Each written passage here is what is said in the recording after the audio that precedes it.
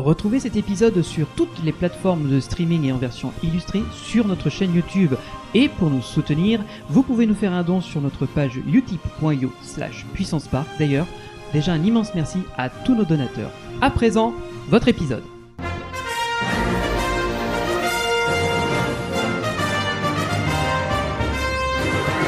Ultime vérification, s'il te plaît.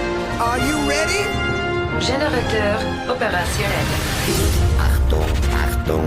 Fantasia! Hey, I can see our car! Your bravery saved the planet. Get down! Woo! Très sympa, les gars. Say cheese! See you later! 3, 2, 1...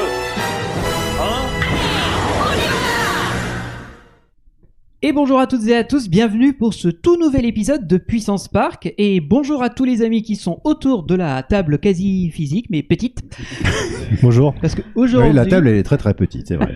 Elle est très petite parce que nous sommes très nombreux exceptionnellement. Là, on va vous dévoiler un petit peu qui est autour, mais dans quelques instants. Déjà, je tiens à saluer la personne qui restera derrière dans l'ombre, mais qui, grâce à la technique, nous permettra que ça fonctionne à peu près.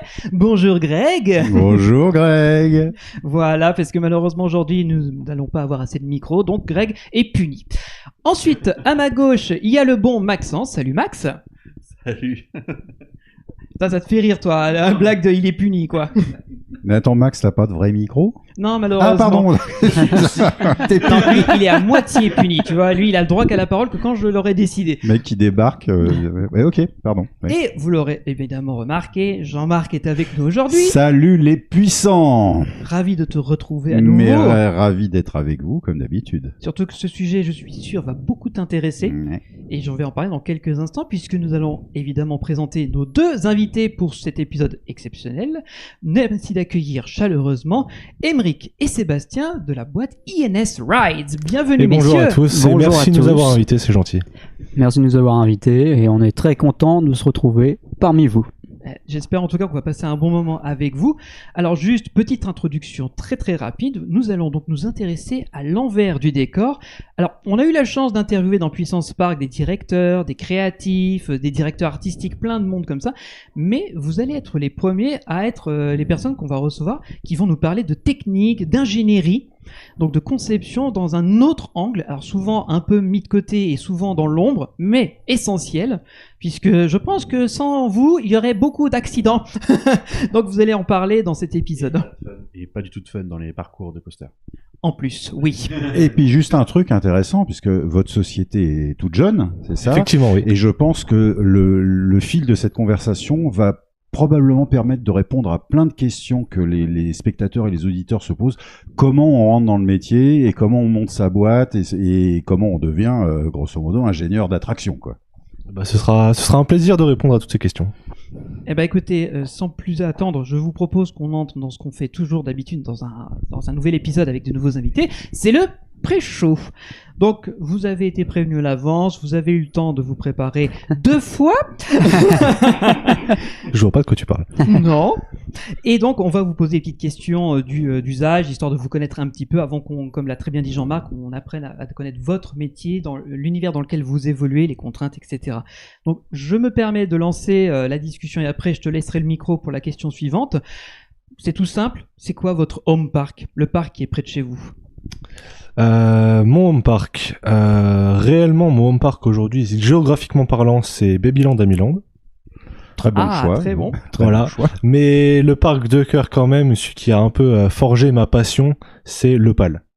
Je suis originaire d'Auvergne et c'est le parc où j'ai grandi.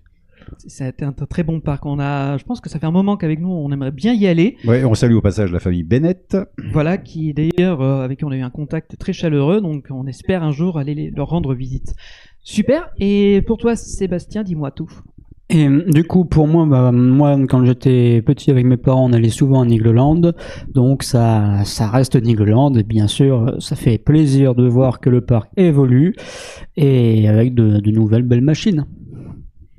Alors, est-ce qu'on le considérerait comme ton home park ou comme ton parc préféré ou les deux? Alors, ce n'est pas forcément mon parc préféré. Disons que c'est assez difficile de déterminer mon parc préféré, à vrai dire. Parce que, tous a leur qualité, tous a leurs défauts. Mais c'est plutôt effectivement mon parc dans lequel j'ai fait mes premiers pas, on va dire. Oui, c'est celui que vous alliez visiter quand tu étais gamin, c'est ça, exactement, oui. Oui, c'est vraiment un parc de cœur finalement. C'est ça, voilà, c'est ça. Et puis on passe toujours une très bonne journée dans ce parc-là, et donc c'est formidable. Difficile de passer un mauvais moment à Nigloland, ça c'est sûr. Rodolphe, si tu nous regardes. Du coup, on a un peu entamé déjà la question. Du coup, quel serait pour toi ton parc préféré? Mon parc préféré, aujourd'hui, je dirais Efteling. Alors, non pas pour le côté rando. Ouais. 18 km au compteur. C'est ça, mais surtout pour le côté... ça fait un peu effet balade, vraiment, on y va prendre une grosse bouffée d'air. Et puis, quelquefois... on fait de très belles attractions quand même. Enfin, il y a une très large diversité d'attractions, du moins, il y en a vraiment pour toute la famille. Et je trouve ça vraiment sympa, contrairement à d'autres parcs qui sont plutôt axés sur certains types de clientèle. Là, il y en a vraiment pour tout le monde. Donc, s'il y a des gens d'Efteling qui regardent ce podcast, Ines Rides serait très intéressé pour bosser avec vous. Voilà. Comme ça, on lance la perche, on sait jamais. Du coup, donc pour moi, comme dit, c'est assez difficile du coup de répondre à cette question parce que chacun a leurs défauts, chacun a leurs qualités. Mais je dirais que le parc qui englobe un peu tout ce qui est théma et bon ride, pour moi, ça reste Fantasyland, en tout cas en Europe. Et là, on a quand même les deux gros derniers investissements. En termes de théma et en termes de ride, sont assez incroyables. Même d'architecture, de conception, de développement de parc, c'est juste complètement dingue, Fantasyland. Je trouve que Fantasyland, c'est le parc le plus généreux d'Europe. La qualité du produit qu'ils offrent à leurs visiteurs est totalement incroyable, quoi. Alors, les attractions sont longues, les décors sont magnifiques, c'est dense, c'est intéressant, c'est chouette comme tout. J'invite d'ailleurs nos amis à se référer aux 3 épisodes que nous avons fait dernièrement à ce sujet. Exactement. Allez les voir, ils sont bien. Parce que c'est nous qui les avons fait. Voilà. Alors attends, on va faire le revers de la médaille maintenant. Quel est le parc que vous aimez le moins? Parenthèse, celui où vous avez aucune chance de vendre un truc. Avec qui vous ne voulez pas travailler? Dites-le nous. Non, alors, blague à part, est-ce que vous avez une expérience de parc qui vous a fondamentalement déçu? Moi, il y a un côté que j'aime pas forcément, que j'ai retrouvé à Thorpe Park, en Angleterre, où le côté où on sait tous que quand on va dans un parc, on y va aussi pour que le parc tourne et on dépense notre argent, ce qui est normal. Mais on le sent un peu trop à Thorpe Park. Ouais, c'est un peu mélangeant au porte-monnaie. C'est ça. Et il y a une situation que j'avais pas forcément aimée, où les temps d'attente étaient un peu volontairement gonflés, pour que les opérateurs à l'entrée des files d'attente nous vendent des passes à je sais plus combien, je crois 20 ou 30 livres par attraction. Par attraction? Par attraction. Alors j'ai plus les tarifs en tête, hein. Mais scandale. Oui, parce mais que c'était très cher. Même Disney, c'est moins cher. En fait, c'est un pass où je sais plus, ils arrivaient puis ils nous disaient regardez, il y a tant d'attente. Est-ce que vous voulez notre passe à je sais plus combien de livres? Et voilà, et vous pourrez passer devant tout le monde. Ouais. Oui, sauf que quand on rentre dans la file d'attente qui, je sais pas, annonce 50 minutes et qu'on attend 10 minutes, ouais. Bah, là, on a vraiment l'impression on se rend compte de ça. Donc c'est un côté que j'ai pas forcément au aimé. paradis, ça va finir par se savoir et ça va leur retomber, on va leur fermer le couvercle du piano sur les doigts au bout d'un moment. C'est possible, je pense. Ouais. Ah mais je pense que ça doit commencer gentiment à se savoir. Ouais, et puis, je pense, ouais. déjà toi, tu fais la file normale, tu ressors, tu vas voir l'opérateur, tu fais what the fuck. Tu vas le voir dans les yeux, tu lui dis est-ce que mec, tu peux me regarder droit dans les yeux avec la plus profonde sincérité et me dire t'y crois vraiment à ce que tu venais de me dire juste 10 minutes avant? Bon, cela dit, ça, le forçage des coupes-fils, on va dire, hein, pour ne pas citer de marque, ouais. Ça se remarque de plus en plus dans les parcs, hein. Ils essaient quand même de te vendre l'expérience VIP, etc. Et moi, il y a un truc qui m'avait frappé sur les parcs Merlin, donc ouais, effectivement. C'est le fait qu'il y avait, alors je sais pas si ça a changé parce que ça remonte à quelques années, les seuls choix de restauration c'était Pizza Hut, KFC et Taco Bell. Enfin, tu vois, c'est... Ouais, en termes de restauration, ça m'avait pas tellement marqué, mais je me rappelle surtout, et c'était ça, je crois qu'on avait Mais mangé... littéralement, on avait c'était mangé les pizza, enseignes. J'avoue que j'avais pas fait attention aux enseignes, mais je crois qu'on avait mangé pizza... Mais dans un bar. à Thorpe Park, je crois que c'est ça. Ouais, Alton Thorpe Tower, Park, c'est peut-être un peu plus varié. À mais- Alton, je crois qu'il y a un Pizza Hut, où il y avait, du moins vers Oblivion. Oui, il y avait un Pizza Hut, Je non crois. seulement vers Oblivion, il y en avait un près du train de la mine Mac. Ah oui, d'accord. Donc c'est bien. En fait, Et c'est toi, plus la langue Sébastien, qu'elle a. expérience décevante de parc? Alors, bon, je rejoins un peu Emmerich, effectivement, il y a plusieurs parcs qui sont comme ça, effectivement, qui te vendent, soit si tu n'achètes pas, tu ne feras rien dans la journée, soit, bah, effectivement, ils te le vendent, mais bon, finalement, t'attends 20 minutes, une demi-heure, bon, c'est vrai que c'est un peu dommage, mais oui, les parcs Merlin, globalement, c'est un petit peu ça, quoi. Après, je dirais que l'expérience la plus décevante que j'ai fait dans un parc, ça reste assez récemment, c'était à Bollywood, à Dubaï. Parce que, alors c'est un parc qu'on a fait, on est resté dedans 2 heures. C'est la première fois que ça m'arrive. D'habitude, même si le parc est petit et que les attractions ne sont pas nécessairement intéressantes, bon, bah on fait quand même la journée parce que c'est toujours bien de découvrir toutes les attractions, quoi. Voilà. Mais là, à Bollywood, il y a pas grand chose à part des manèges, C'est ce que j'allais te dire. des rides forains. Est-ce que mais en plus ces flat rides dont tu parles, ils sont récents parce qu'à l'ouverture de ce fameux Bollywood, il y avait que des spectacles. Il y avait que le spectacle, mais à la rigueur, les spectacles, ça apportait quelque chose, je dirais, d'assez intéressant pour le parc. Mais même les spectacles là qu'on a vus, je pense qu'ils ont été diminués suite au Covid. Ah. Je pense. Je ne sais pas. Ça ne donne pas très envie. J'avais beaucoup hein. lu de reports du coup de vacances où les gens disaient très clairement, on sentait qu'aujourd'hui il y avait moins de monde que la veille et les spectacles, on entendait les coupures musicales parce qu'ils coupaient des séquences parce qu'il y avait moins de performers. Et du coup, le spectacle était peut-être moins long, il y avait moins dans les scènes, il y a moins de personnes. Il y en a qui disaient, on voit que ça, des fois que c'est amputé, quoi. C'est possible. Après, l'entrée est très jolie. Le temple, et le décor, il est très bien fait. Le temple où se trouvent justement les principaux spectacles, très bien fait, génial. On s'y croirait, ouais. En Inde, on s'y croirait, il y a pas de problème. Mais le problème, c'est que voilà, l'offre des spectacles ont été, je pense, diminuées et l'offre des attractions, effectivement, il y a beaucoup de flat rides qui n'ont pas forcément lieu d'être à Bollywood. Benji, à toi pour la prochaine question. Alors, la prochaine, on va revenir un peu dans du positif. On a parlé de votre parc préféré. Maintenant, est-ce qu'il y aurait une attraction qui est votre préférée, en sachant que ça peut être aussi un spectacle, hein, ça a tout lieu d'être, et pourquoi? Étant coaster fan à la base... Sans Bien déconner. petit, tu me... Aujourd'hui, j'ai quand même un gros dilemme où j'arrive pas à me décider entre les deux premiers, on va dire, qui sont pour moi Hyperion et Zadra à Energylandia, qui sont 2 coasters fous. Bon, en termes de thème, on va dire pas grand-chose, hein. Mais par contre, l'expérience du ride est folle. Oui, c'est ça, tu recherches la sensation et les figures, quoi. Exactement.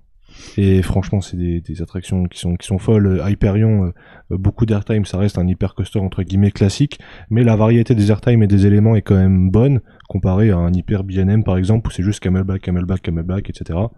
Là, ok, il y a du camelback, mais on est à une sorte de dive loop sans inversion. On varie pas mal entre des moments à 0G, des moments avec des éjectors, donc c'est assez intéressant. Et du côté de Zadra, c'est juste un ride où ça ne s'arrête jamais.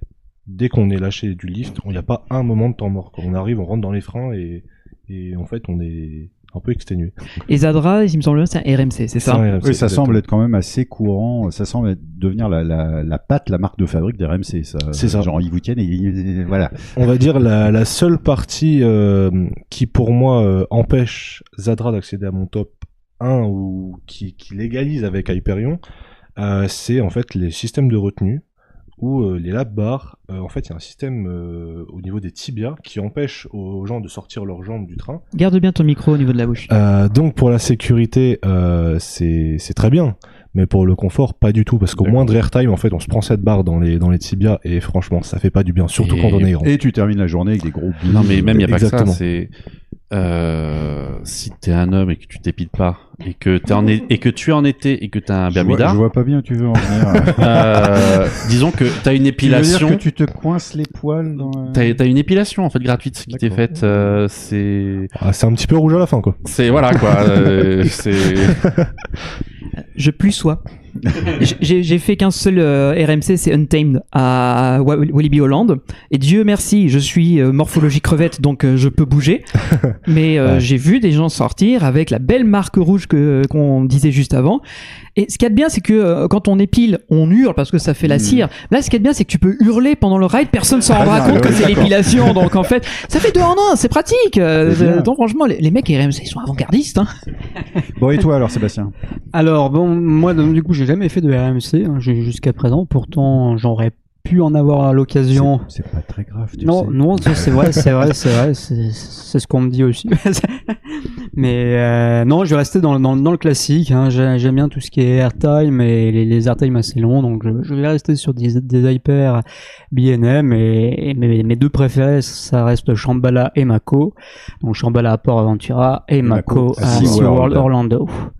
Qui sont donc deux excellents coasters pour avoir des airtime qui sont pas nécessairement éjecteurs, mais assez longs pour en profiter.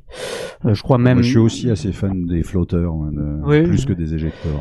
Et puis oui, c'est beaucoup plus agréable aussi, beaucoup plus confortable. Et puis sur Shambhala, je me suis amusé à compter, mais le premier camelback, normalement vous êtes à entre 4 et 5 secondes d'apesanteur.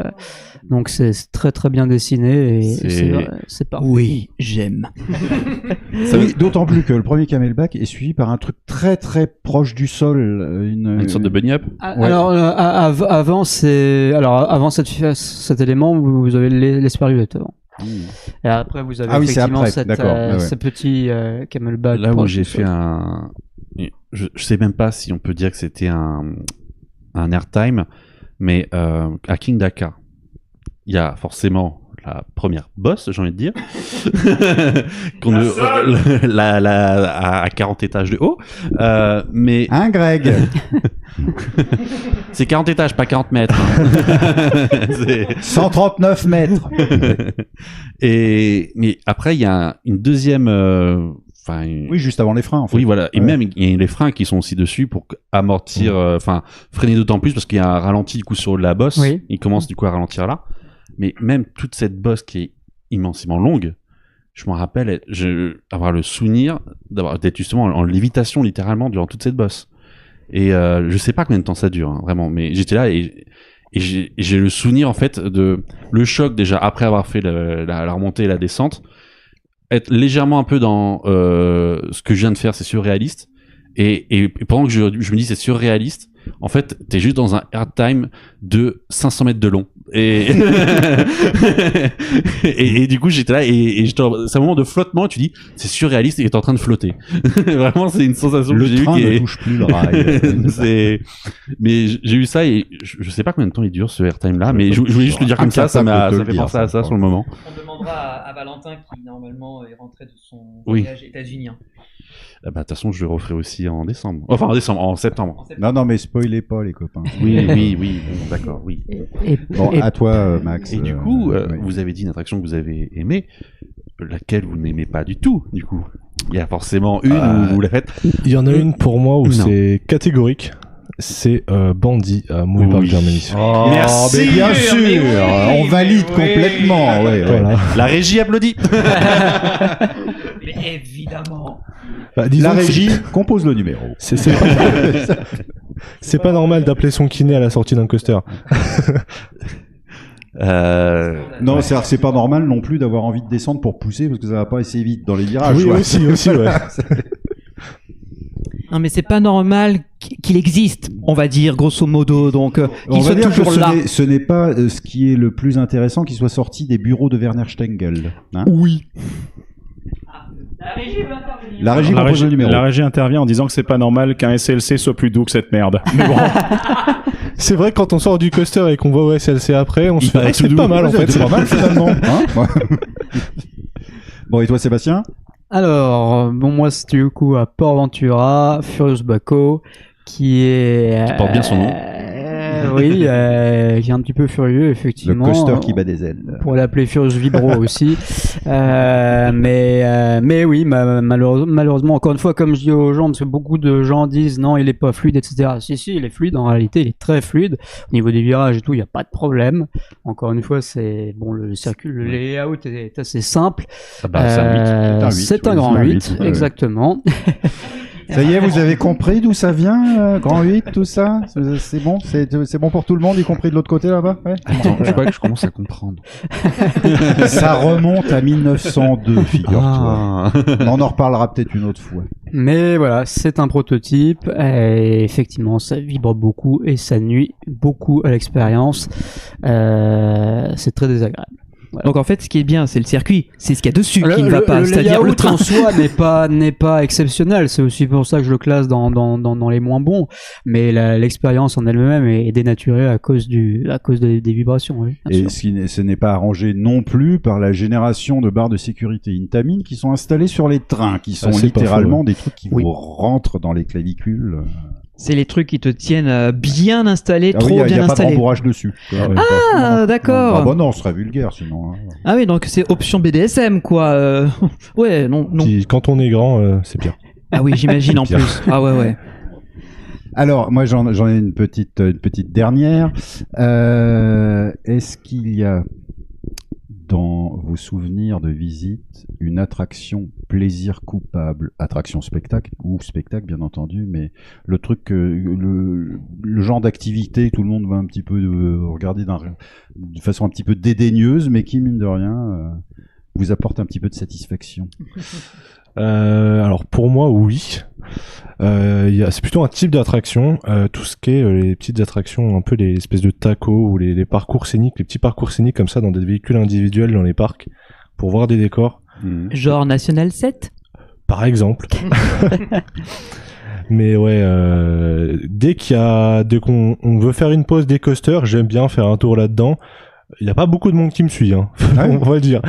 Mais ouais, c'est toujours assez sympa. Ou même les trains panoramiques. Bon, ça, c'est un peu, on va dire, c'est un peu plus apprécié des gens quand même. Quand tu parles des trains panoramiques, c'est donc les voies de chemin de fer ou les monorails, par exemple? Ouais, en réalité, les deux. Hein. Les deux, c'est toujours sympa de se balader dans le parc. C'est aussi une façon de découvrir le parc d'une manière différente. À pied quoi. Donc en fait Europa Park est ton parc de cœur en fait en réalité parce qu'il y a quand même 2 monorails, 3 si on compte Volo da Vinci. C'est pas comme ça que s'appelait d'ailleurs jadis le chemin de fer du PAL, le train panoramique. Et il s'appelle alors peut-être il y a longtemps, il y en a deux. T'étais peut-être pas né. Hein, j'étais pas né certainement. Jingle instant vieux. Et dans la régie ne suis pas. Ils en ont deux. Ils ont le train du PAL qui lui permet de faire la navette entre l'entrée du parc et le centre du parc. Ouais, et après il y avait un parcours en train. Le train, il s'appelle le train des aventuriers. Ouais, alors, le train maintenant ça doit s'appeler le train des aventuriers. Je me demande si c'est... Mais c'est possible. Je me trompe peut-être. C'est possible. Bon, et alors même motif, même punition, même question. C'est assez difficile de répondre à cette question parce que moi effectivement je suis plutôt park fan que coaster fan. Moi j'aime bien tout faire. On va fonder un club tous les deux. C'est bien.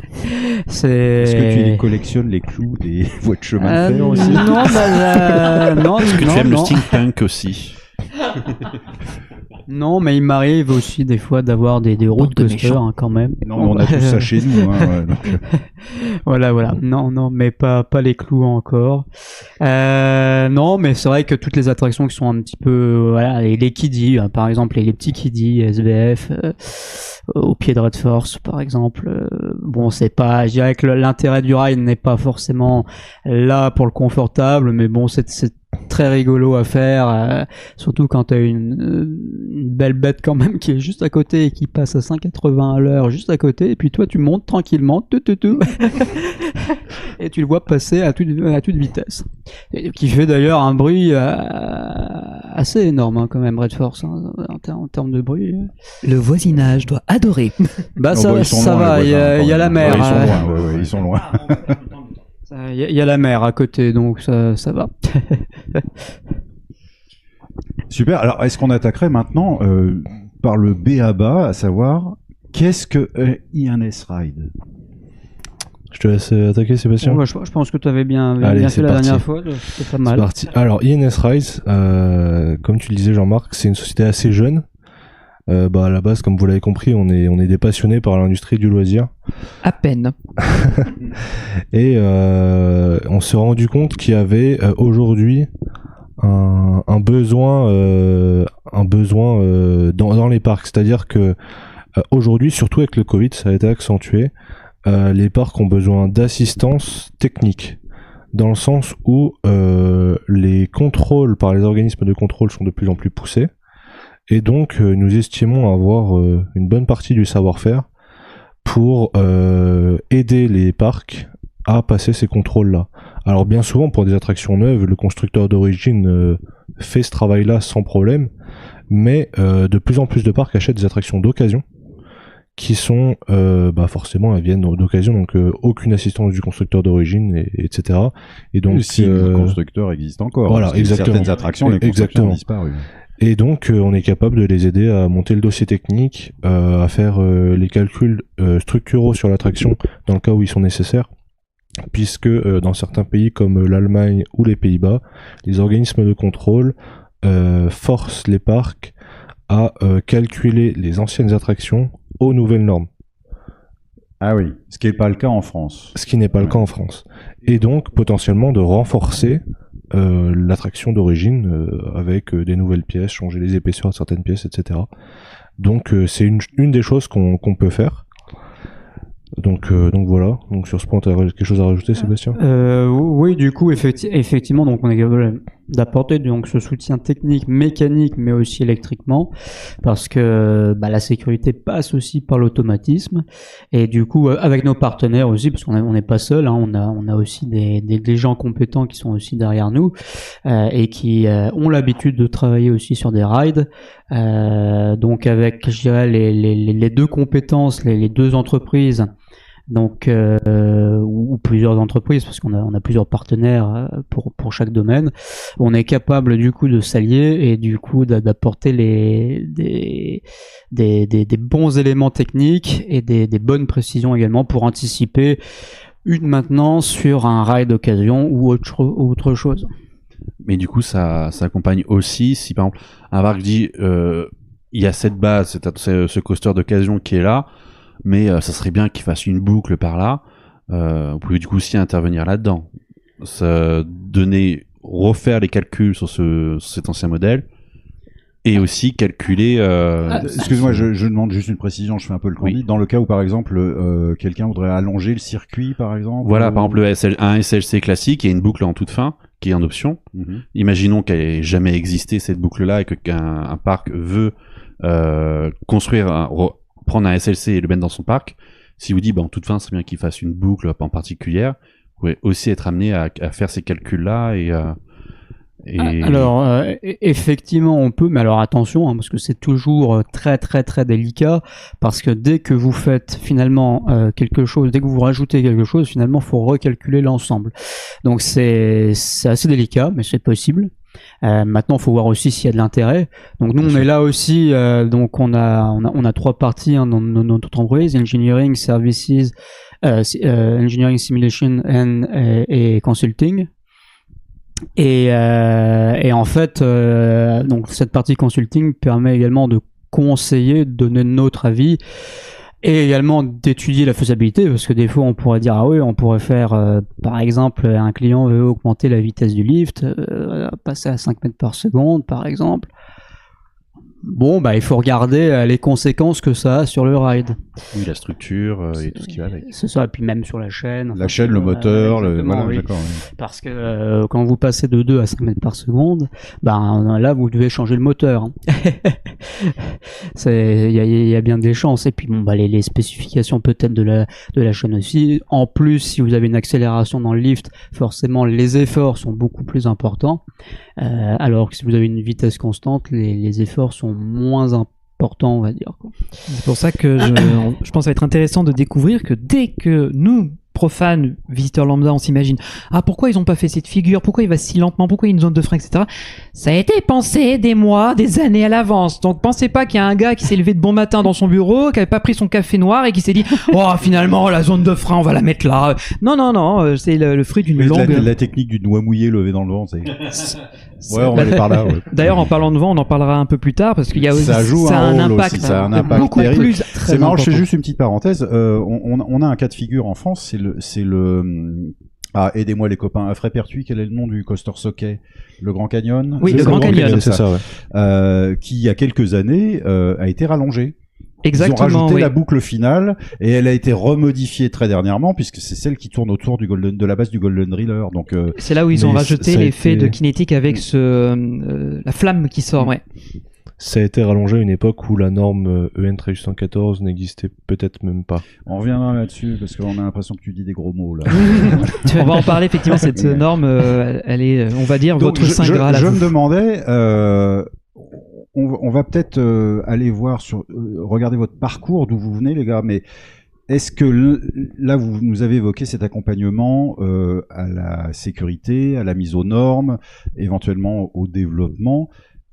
Est-ce que l'un de vous, par exemple, est-ce que toi, Aymeric, ce serait plus du structurel, toi plus de l'électricité? Est-ce que vous avez une spécialité au sein de l'équipe? Oui, alors déjà, ce qu'il faut savoir, c'est qu'on est 3 dans l'équipe, donc on est 2 ici et un autre qui est pas là. C'est le troisième mousquetaire. Qui s'appelle aussi Aymeric d'ailleurs. Hein. Oui. Ah bah au moins c'est pas difficile. Non, c'est simple. Le matin, tu ouvres la porte, tu vois les deux, tu fais Aymeric, voilà, et tu repars. Effectivement, donc déjà l'autre Aymeric, on va dire le dernier Aymeric, s'occupe de la gestion de projets, des différents projets qu'on peut avoir, et puis de la partie un peu tertiaire de l'entreprise.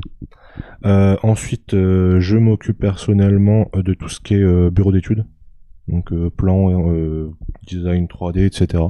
Puis Sébastien, je vais te laisser raconter ce qu'il fait.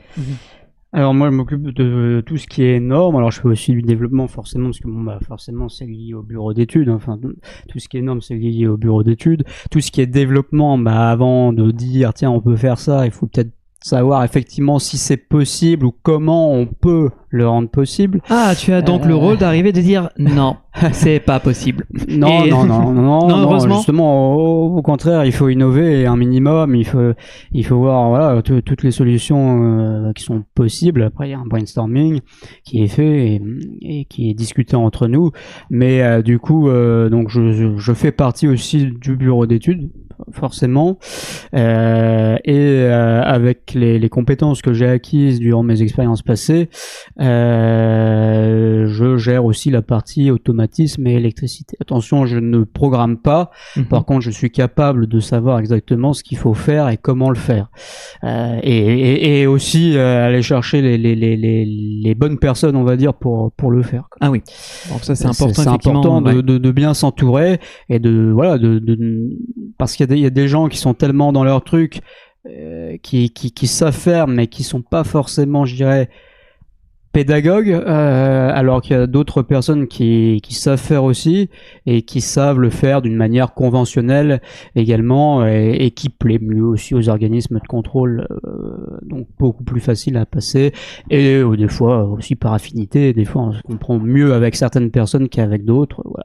Mais c'est normal, je veux dire, il y a l'humain, il y a les règles, il y a les contraintes, il y a le stress aussi, parce qu'on a sur des projets à millions, donc ça peut très vite être c'est énervant, quoi. C'est ça. Et puis il y a cette partie création qu'on fait avec Aymeric, du coup, qui est, je dirais, la partie la plus fun avec les tests. On en reparlera aussi des différentes étapes, mais voilà. Non, bien sûr, avant tout ça, avant la partie de test, il y a d'autres étapes.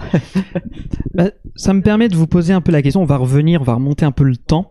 Parce que moi, ce qui nous intéresse aussi, c'est de comprendre comment vous êtes arrivé là où vous en êtes aujourd'hui. Donc, parlez-nous un petit peu en quelques minutes de votre parcours, comment est née la passion donc des coasters ou des parcs. Est-ce que vous êtes tombé dedans quand vous étiez petit? Exactement. Voilà. Et comment vous en êtes arrivé à créer INS Rides? Du coup, pour ma part, pour répondre à Jean-Marc, la réponse est oui.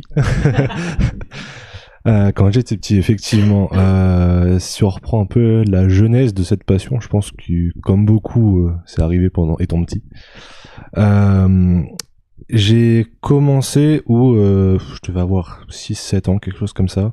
Lego, Mécano, même pas. Canex. Ah, même pas. Même pas. Non, même pas. Où j'allais au centre de loisirs tous les mercredis après-midi à l'époque, et puis chaque année il y avait un mercredi entier après la période d'école où on arrive en vacances scolaires, où il y avait une sortie Opal, forcément parce que c'était mon parc à l'époque. Et puis donc j'avais fait un tour dans le Tigre de Sibérie, qui est coaster Reverchon de 1990, premier coaster de Reverchon. T'en fais 2, je crois, non? 2 comme ça, un autre en 2009. Celui qui est dans le sud-ouest. Ouais, 2009, ouais, à Pirate Park, je crois. Ouais, c'est ça. Donc on est sur quoi comme type de coaster? C'est Ça aussi un reste, spinning mouse? Alors, Non. ce qui est drôle, c'est que c'est un family coaster dimensionné comme un gros looper Vekoma. Ouais, tu dirais des rails Vekoma sans le backbone. D'accord. Ouais, Ok, c'est ça. vrai que c'est pas commun. Ouais. C'est ça. Et donc ouais, j'ai fait un tour dans ce ride là. Bon, comme beaucoup de rides de l'époque, c'est pas ultra fluide, mais c'est pas le pire, franchement. Et pendant la first drop, en fait, je me suis cogné la tête contre le bord de la carrosserie pendant que j'étais dans mon siège. Ah. Et là, tu as voyagé dans le temps. Moment-là. Non mais là en fait il nous a fait une retour vers le futur avec ça, Doc. Et c'est à ce moment-là où, en ressortant du ride, je me dis, oh, c'est quand même pas mal ces choses-là, mais j'avais mal à la tête quand même. Dit-il avec une bosse comme ça, tu sais. Ah, c'est bien, les Et là, tu coasters. t'es dit, mais comment on pourrait faire pour améliorer tout ça?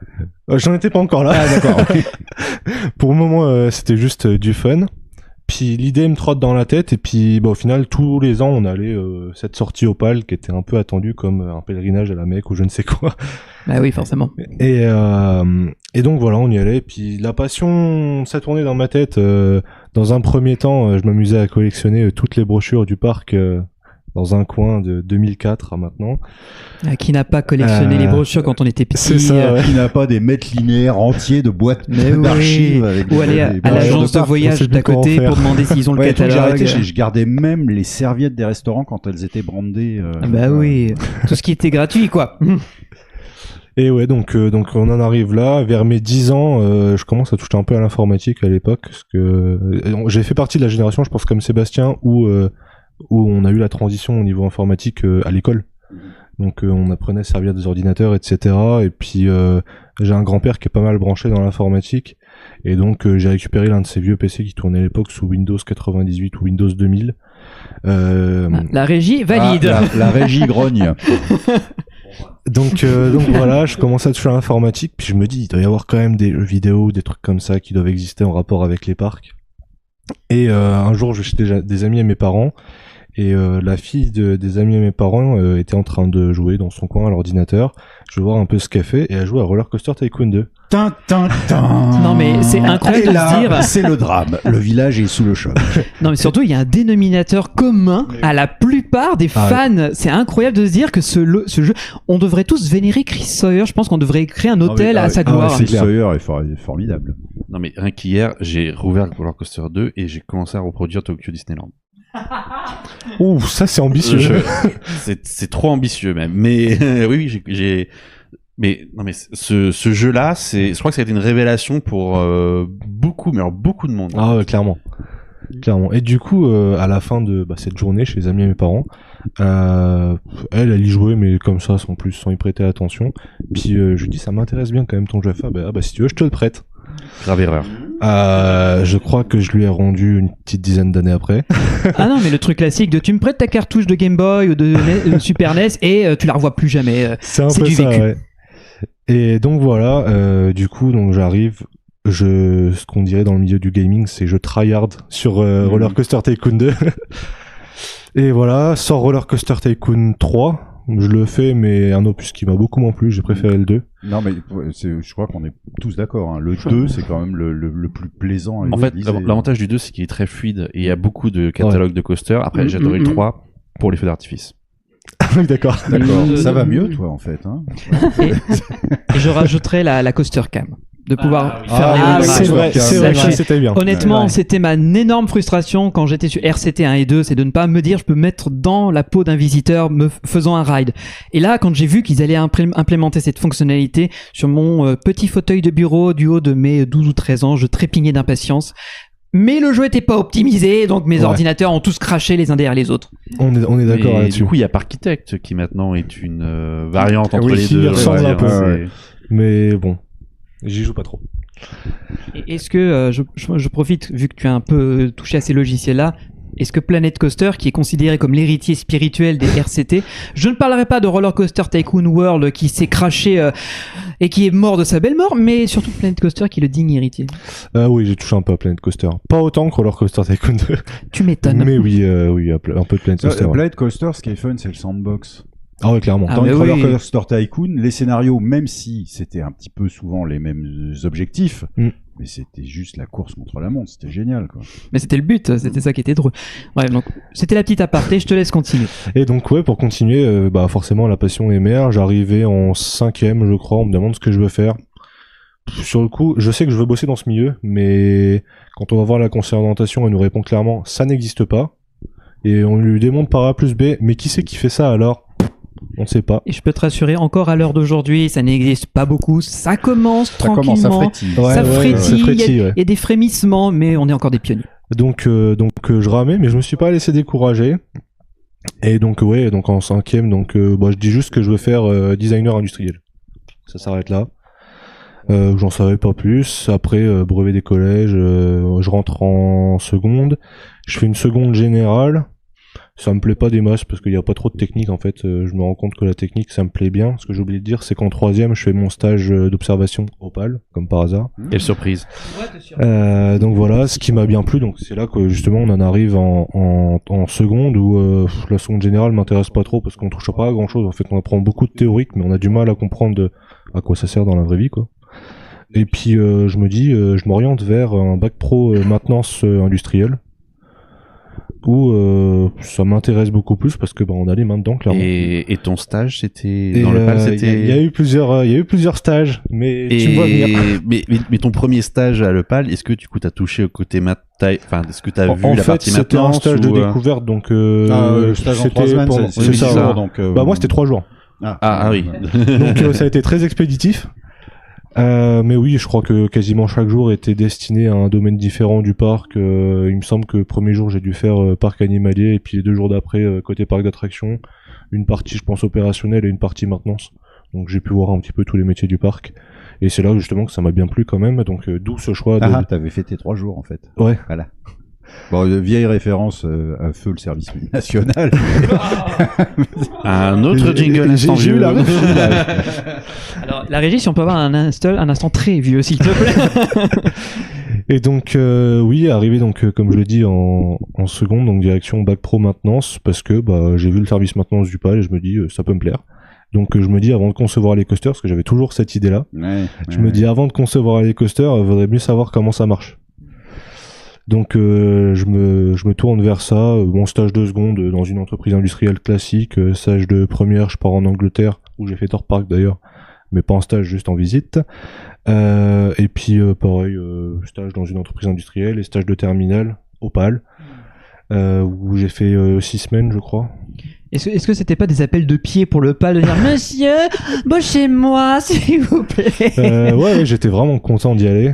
Bah oui, en même temps, il y avait, enfin je veux dire, il y a de tout. Je veux dire, c'est ça qui est bien, c'est très ça te rend polyvalent. À fond, forcément, quand on aime ce qu'on fait, on se donne à fond, on est curieux, on va en découvrir toujours plus. On y va d'autant plus. Et ouais, voilà.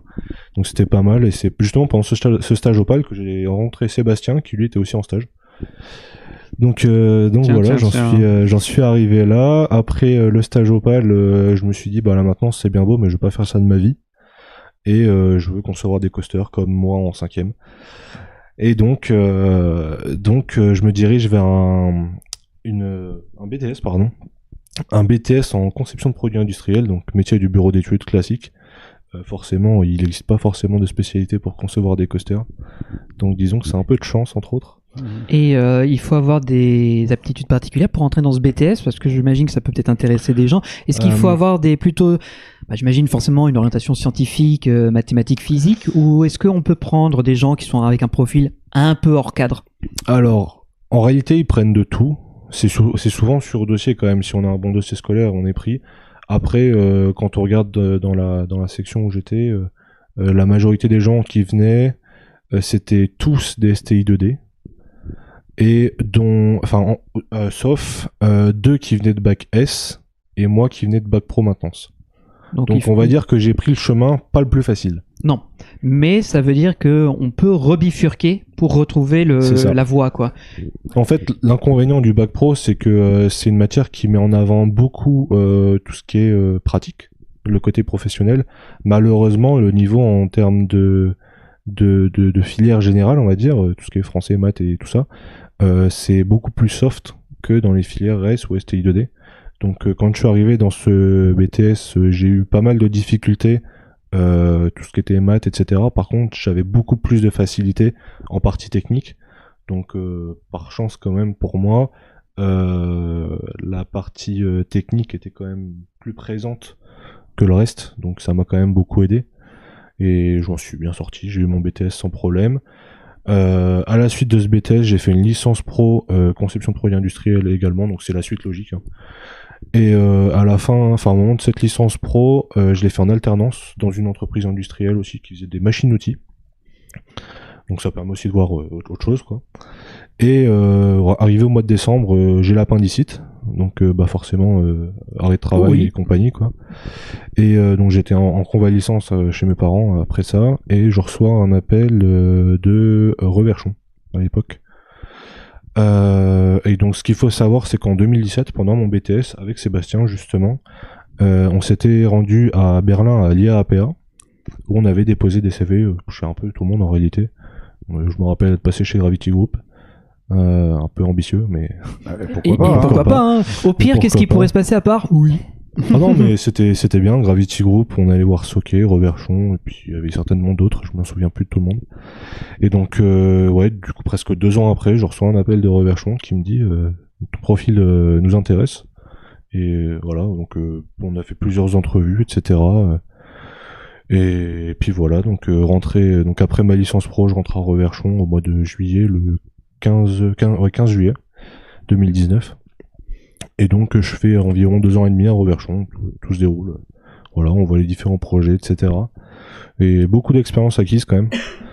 L'expérience de terrain, oui, c'est l'expérience de terrain, mais parce quand qu'en même, fait, dans ta tête, l'envie de voler tes propres ailes. Ouais, clairement, depuis le début, c'était un peu ça. Mais c'est surtout que ce qui était bien à Reverchon, c'est que quand c'est pas une grosse équipe. Donc quand on est embauché pour un certain poste, j'étais embauché en tant que chargé de recherche et développement. Mon but était soit d'améliorer des process internes, soit carrément de concevoir des nouveaux produits pour la gamme du fabricant.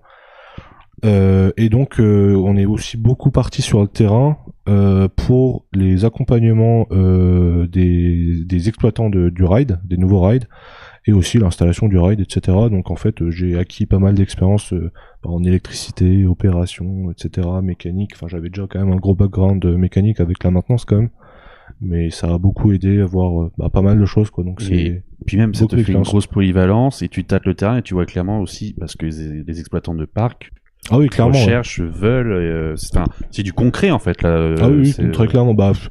Il y a certains jours où on peut se retrouver à être, je sais pas, aux Pays-Bas avec un forain en train de lui expliquer comment son manège il marche. Oui. Et puis il y a un autre jour où tu peux te retrouver être en train de démonter ou remonter un toboggan aquatique, quoi. Donc c'est très très varié. Puis il y a d'autres jours où c'est bureau normal où tu recherches, tu développes, etc. Alors, j'avais une question parce que on se rend compte que vous avez un parcours commun, c'est-à-dire que si vous vous êtes rencontrés en stage, vous avez marché en parallèle, donc vous avez suivi un peu le même chemin. C'est le cas du troisième larron aussi. Vous l'avez rencontré. On l'a rencontré plus tard. On l'a rencontré à Reverchon. D'accord. Donc du coup, Sébastien, est-ce que avant d'arriver à ce parcours commun dont on a déjà parlé, est-ce que tu peux un peu nous parler de ton parcours à toi, du coup? Alors oui, déjà on va commencer. Donc, moi, ma passion, on va dire, elle est un peu plus tard, malgré qu'avec mes parents, on allait déjà très petit à Nigloland, à Disneyland. Et puis, ce qui me fait toujours rire, c'est que mon père me disait, tu regardais toujours la mécanique et t'en avais rien à foutre de décor. Déjà un centre d'intérêt bien spécifique. Ouais. Dans les petits storybooks à Disney, je regardais le câble au lieu de regarder le décor. Ça doit être marrant les discussions de fin de journée en disant t'as vu, il y a eu les personnages, t'as vu, il y a Mickey. Est-ce que vous avez remarqué le câble de 85 km qui à un moment donné nous permettait de... Arrête Sébastien, regarde autre chose.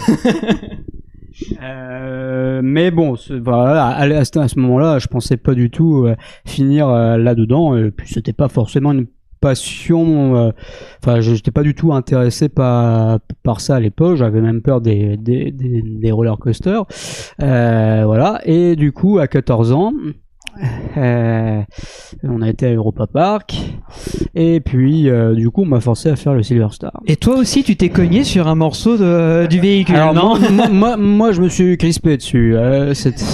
La première drop a été douloureuse, hein, la first drop a été douloureuse, mais en réalité c'était juste la première seconde qui était douloureuse. Une fois et après ça n'a été que du plaisir. C'était que du plaisir. C'était que du plaisir. C'était génial. Les sensations de Silver Star étaient vraiment géniales. Et puis en sortant de ça, j'ai dit bon vas-y on le refait. Donc on l'a refait 4 fois. 4 fois de suite. Il y avait une demi-heure de queue, donc bon ça allait à ce moment-là. Donc on l'a fait 4 fois de suite. Et en sortant d'Europa Park, j'arrêtais pas de dire je veux travailler là-dedans. Et du coup à ce moment-là j'étais entre la troisième et puis le lycée. Et du coup, moi j'étais parti sur un lycée général, donc seconde générale avec première S, bac S. D'ailleurs, je ne sais pas trop si ça me rajeunit parce que je crois que le bac S n'existe plus maintenant. Il y a un socle commun maintenant avec un peu à la carte. Des spécialités. Voilà, tu choisis des spécialités qui t'intéressent. Je te rassure, j'ai aussi connu cette génération de bac S. Oui, mais tout le monde autour de la table, Greg aussi, on y est tous passés par là. En revanche, les petits jeunes qui écoutent ou regardent. Encore. Oui, les fameux oui, jingle instant vieux. Voilà. Toi, ça n'existait pas, c'était encore une autre appellation, je crois, les bacs, ouais. Ouais, nous, on allait chercher l'eau au puits le matin. Oui, et tout était en noir et blanc. En 14. C'était en noir et blanc, et toi avec tes sabots, en passant par la Lorraine. Oui, avant que... Ouais, tout ça. Il y avait que des costeurs en bois, bon, des costeurs, de toute façon. Donc non, mais plus sérieusement, ce qui fait qu'aujourd'hui, si des jeunes veulent s'orienter dans ces métiers-là, il faut peut-être avoir déjà une orientation un peu plus scientifique. Alors en réalité, comme l'a dit Émeric, oui et non. C'est-à-dire que en fait, c'est tellement, il y a tellement besoin de métiers différents dans ce milieu-là que on pourrait effectivement avoir un métier plus manuel, donc pour faire de la maintenance, et un métier, je dirais plus de recherche, plus de design si on veut vraiment concevoir. Et dans ces cas-là, oui, il faut peut-être faire un minimum bac plus 3 de nos jours. D'autant plus que la plupart des constructeurs sont étrangers et ne reconnaissent que le bachelor, ce qui est équivalent à notre licence à nous, donc bac plus 3. Ouais. Donc ça veut dire que tu as passé ce bac scientifique et après c'est là que vos histoires se recoupent ou il y a encore un petit peu? Alors il y a un petit peu, donc moi j'ai commencé après ma formation d'ingénieur, donc de 5 ans à l'UTT, donc l'Université de Technologie de Troyes. Et à partir de là, on a eu l'occasion de faire 2 stages de 6 mois et c'est là que j'ai rencontré monsieur à côté là. Opal, donc j'ai fait mon premier stage de 6 mois Opal. On a fait, on a développé plusieurs éléments, je dirais, pour améliorer la maintenance et de faire quelques petites réhabilitations. Et ensuite, donc c'est là qu'on a travaillé ensemble d'ailleurs, en partie sur le disco. Oui, c'est ça. C'était son sujet. Ce qui était assez drôle au final, c'est que avec l'école d'ingénieur, il te manquait ce côté technique et manuel. Oui. Et je pense que c'est là aussi où t'as appris pas mal. Oui. Je me rappelle qu'on a remonté le Flume ensemble. Oui, c'était rigolo d'ailleurs à ce moment-là. Et c'était assez drôle. Mais oui, c'est un Flume soquet. C'est un Flume soquet, ouais. Mais oui, pour l'anecdote, on avait trop resserré la vis. Pour le coup, on l'avait bien serré. Ouais, la vis des roues latérales. Des roues latérales. Et du coup, les roues ne roulaient plus. Du coup, voilà. Donc ils l'ont mis en eau, puis ça n'avançait plus. Donc voilà, qu'est-ce que vous avez fait? Ah bah merde. Ah oui, bah là on a bien serré le truc, il pouvait pas se barrer. Mais non, il y a un juste milieu à trouver, hein, bien évidemment. Ah bah c'est en faisant des erreurs qu'on apprend. C'est ça. Hein. Exactement, oui. Et donc voilà, à un moment donc j'étais plus côté bureau, donc avec le responsable technique du parc. Et du coup on a travaillé aussi sur le Flume, sur des améliorations techniques. On a travaillé et sur le Tigre de Sibérie, enfin plusieurs attractions du parc. Donc c'était une bonne première expérience, et comme le dit Émeric, quand on est passionné, bah on essaye d'apporter beaucoup de choses, quoi. On en veut, quoi. Bah, Donc, j'imagine déjà votre investissement au-delà du pro, c'est-à-dire que vous avez un souci peut-être du travail bien fait, vous avez envie vous êtes curieux, donc déjà, moi je parle en tant que passionné, c'est vrai que moi j'aime bien aller au-delà de mon champ de compétences pour en apprendre plus, et aussi transmettre. C'est ça aussi qui est important, parce qu'il y a souvent des métiers ou des gens qui sont un peu dans leur routine métro, boulot, dodo, et c'est tout. D'autres te diront métro, boulot, passion, dodo, quoi. C'est un petit peu ça. Et puis donc ce que disait effectivement Émeric, c'est-à-dire que Émeric avait des compétences, on va dire techniques, manuelles, plus que moi, puisque en école d'ingé et en lycée général, il n'y a pas vraiment de manuel. On reste sur le général, mais encore une fois, le général est aussi important parce que quand vous faites une note de calcul, bah, là il n'y a pas de manuel. C'est vraiment purement c'est le fichier Excel. Il faut pas se tromper. Et là, oui, il faut connaître les éléments. Alors pas forcément par cœur, mais il faut savoir les retrouver, en tout cas. Donc il faut savoir que ça existe, il faut savoir où ça existe, et il faut savoir s'en servir. On va en parler un petit peu après, justement, dans le détail. Donc c'est à ce moment-là vous avez fait connaissance tous les deux. C'est là où on a fait connaissance, et ensuite du coup nos chemins sont séparés encore un petit peu, puisque bah du coup Émeric a terminé. Oui, ça. Moi j'ai terminé mon lycée, ensuite j'ai fait mon BTS, donc comme je l'ai dit, en Alsace, du coup à Saint-Louis. Licence à Mulhouse. Et puis bah c'est là qu'on s'est retrouvé après à Roberchon. Enfin on s'est retrouvé vite fait pendant le salon en 2017 à Berlin. On n'a jamais vraiment perdu le contact, à vrai dire. Oui, vous êtes restés bons potes, vous partagiez la même passion, donc oui, c'est ça, exactement. Voilà, c'est plus simple de se dire je garde contact avec toi. En plus, c'est évolué dans un univers très proche l'un de l'autre. Je veux dire, il y avait une complémentarité à bout d'un moment. Oui, exactement. C'est ça. Et puis du coup après moi j'ai fait mon stage de fin d'études à Holovis, qui est une entreprise anglaise qui s'occupe de tout ce qui est médias, on va dire. Donc on a les médias vidéo, les médias sonores. Donc ils font de la 3D, ils font de la projection, la 3D, mapping. Du mapping, et un peu de robotique. Ils font aussi de la VR, non? De la réalité virtuelle, de la réalité augmentée, de la réalité mixte. Donc dès qu'il y a de l'image, quoi. C'est ça, tout ce qui concerne l'image, exactement. Ou l'absence d'icelle. Non, mais c'est des métiers. Je fais une petite digression très rapide, parce que on évolue dans des sphères où c'est maintenant devenu l'essentiel dans la plupart des parcs. Peu de parcs peuvent ne pas passer à côté de médias audiovisuels, que ce soit de la projection dans un décor, que ce soit un film, que ce soit de la 3D, de la VR. Je veux dire, on le voit maintenant, c'est devenu un mainstream, quoi. C'est obligatoire. Oui, et exactement. Et puis on évolue dans de nouvelles technologies, et c'est toujours important d'être à la page. Même si ce n'est pas nécessairement dans le milieu du loisir, des fois on peut utiliser des éléments qui sont ailleurs dans le milieu du loisir, qui ne sont pas nécessairement tout de suite dans le milieu du loisir. Donc, et ce que je dis toujours, c'est important de garder bon contact avec ces anciennes entreprises, enfin anciennes, pas anciennes parce que ce sont des vieilles entreprises, non, mais qui croient le temps que tu as travaillé, quoi. Mais voilà, exactement. Holovis, on a des très bons contacts avec Holovis et avec le PAL également. Donc il y a pas de problème là-dessus, et c'est toujours important d'avoir ces connaissances, parce que c'est ces connaissances aussi qui font des connexions dans le milieu. Le réseau, on ça. en revient, c'est un truc vital, essentiel. Donc je dirais que dès que vous avez mis la patte dedans et que vous en sortez bien, et que vous vous donnez les moyens d'être curieux, de montrer que vous êtes intéressé et que vous êtes bosseur, parce que il faut pas trop compter ses heures des fois. J'imagine, oui. Bah vous avez normalement de grandes chances de réussir. Donc une fois que tu as terminé cette période de stage chez Holovis, tu étais diplômé d'un master, c'est ça?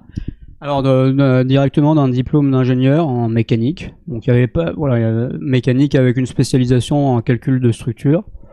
En fait, l'école ou la dernière année, en fait, on choisit un peu la spécialité parmi la mécanique. Si vous faites la mécanique, si vous faites l'électronique, vous choisissez votre spécialité. Et du coup, moi, c'était en calcul de structure, du coup. Donc, ce qui est quand même relativement important pour comprendre un petit peu tous ces mécanismes. Et donc, c'est à ce moment-là, donc tu as retrouvé Emmerich.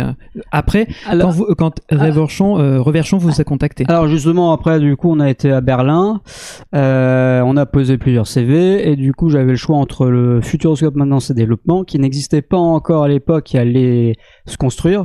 Donc, j'aurais pu être parmi les premiers à être dedans, et également Reverchon qui m'avait contacté. J'ai choisi Reverchon pour la simple bonne raison, c'est que je voulais être côté, on va dire, une entreprise un peu familiale, on va dire, à échelle humaine. Avec aussi une longue histoire. Avec une longue histoire, exactement, et également le côté coaster de A à Z. Dire comment on conçoit de A à Z, de voir toutes les étapes de conception. Chose qu'au Futuroscope, on peut voir certaines choses, et à mon avis, avec tout ce qu'ils sont en train de développer actuellement, c'est vraiment très intéressant. Ça aurait été vraiment très intéressant. Parce que là, on enregistre l'épisode. On est le lendemain de l'inauguration de Chasseurs de Tornades, qui nous fait bien envie, on va pas se le cacher. Tu as même évoqué le terme de tech porn tout à l'heure. Oui, alors, je n'ai malheureusement pas la chance, comme vous, de connaître le fonctionnement interne, donc de voir l'envers du décor, mais pour moi, c'est comme de la magie de voir tout ça en fonctionnement. Je vois ça comme un tour qui recommence toutes les 5 minutes en permanence, et je vois ça comme un truc absolument magnifique. C'est un peu la réminiscence de ma passion, alors je fais une digression, sur le steampunk, c'est que tout ça c'est des engrenages, c'est des articulations, mais mis tous ensemble forment un tout qui vit, qui est vivant. C'est pas de la matière organique, c'est de la matière mécanique. Exactement, et c'est ça, à la base, oui, il y a de la mécanique, mais bon, t'arrives avec cette mécanique à créer vraiment quelque chose qui est formidable pour raconter une histoire. Donc c'était ça aussi qui me plaisait aussi côté Futuroscope. C'est pour ça que j'ai aussi beaucoup hésité. Après, il y avait des éléments personnels qui m'ont fait choisir Reverchon, parce que à ce moment-là, je n'avais pas encore forcément le permis, et je me suis dit, bon, à Reverchon, j'aurais plus de facilité à aller à pied peut-être, là où j'étais, mais bon, j'ai eu le permis juste avant, donc voilà. L'histoire ne se posait pas vraiment, mais je ne pouvais pas deviner si j'allais vraiment avoir le permis juste avant ou pas. Donc vous êtes arrivé en même temps, quoi, chez Reverchon. Alors un an après. Ouais, une petite année après. Enfin, moi, je suis arrivé une petite année après Sébastien. Qui est arrivé un an après. Moi, j'ai fait effectivement un peu plus de 3 ans et demi à Reverchon. Et à partir de là, on s'est dit que on a envie de voler nos propres ailes pour faire nos propres éléments, et puis voilà. Et puis nous voilà avec INS Rides. Alors, ce que je vous propose, c'est que on clôt ce chapitre apprentissage et premières armes, et qu'on se retrouve dans 2 semaines. C'est ça. Pour aborder la création d'INS Ride, et où vous en êtes actuellement, quel va être le futur, qu'est-ce que vous proposez, qu'est-ce que vous allez faire. Et aussi de parler un peu de l'univers du métier dans lequel vous évoluez. Donc on a un peu teasé avec les normes, le vent, ce genre d'éléments que pour les profanes on ne se rend pas compte, mais c'est rien ça. Oui, c'est tellement rien. On pourrait faire, je crois, une série de 15 épisodes, mais oui. La tube n'approuve pas. Exactement. Donc tu as raison, on va marquer une petite pause dans notre enregistrement, mais pour vous, il y a un saut de puce de 15 jours. Et comme d'habitude, si vous avez envie de nous retrouver, il y a le vaisseau amiral qui est www.puissancepark.fr, où vous allez retrouver cet épisode, celui en version illustrée sur YouTube, en version SoundCloud, plus ce qu'on fait sur Twitch, plus ce qu'on fait sur les réseaux sociaux, plus notre page YouTube, bref. Voilà, non, là je pense qu'il y a tout. On fait pas beaucoup de Twitch, hein. Soyons honnêtes quand même. C'est vrai, hein, mais on s'est promis qu'on essayerait de rattraper ce retard. Donc voilà, effectivement, les amis, on se retrouve dans 15 jours pour la suite de notre rencontre avec INS. Merci à vous. Émeric, Sébastien, vous bougez pas. Hein. On bouge pas. On se retrouve dans 15 jours. Donc à très vite. Bisous, bisous, bye bye. Salut les puissants. Au revoir.